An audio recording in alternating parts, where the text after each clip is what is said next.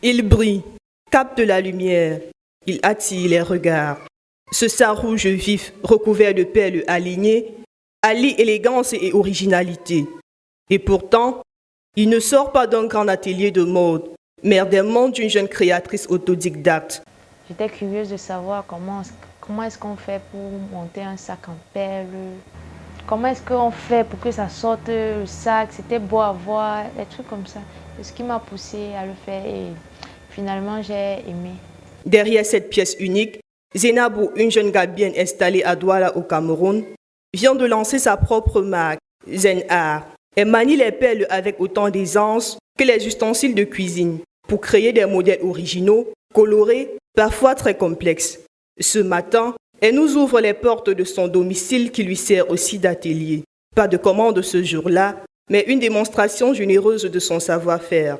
Tout commence avec quelques outils simples. Oui, là, c'est les ciseaux. Tout le monde connaît bien les ciseaux. Donc, quand on dit déjà fil, on parle des ciseaux. Là, c'est la pince à découper, tu vois. Entre essais, parfois ratés et nuits blanches, Zainabou n'abandonne pas et affine son style.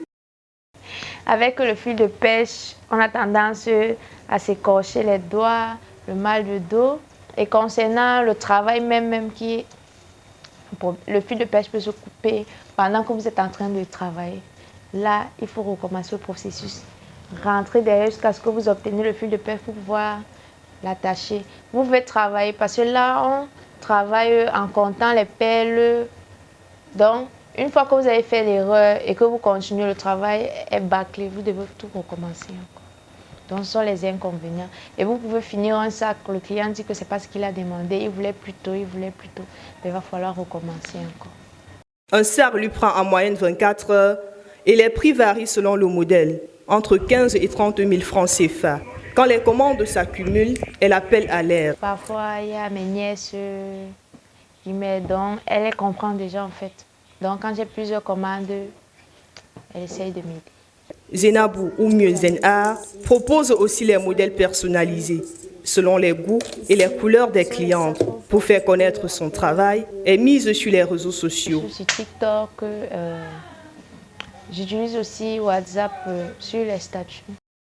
Un peu de curiosité, une bonne dose de passion ont suffi à Zainabou, qui souhaite se créer une place dans l'univers des accessoires de mode à travers sa marque. Pelle après pelle, elle tisse son avenir.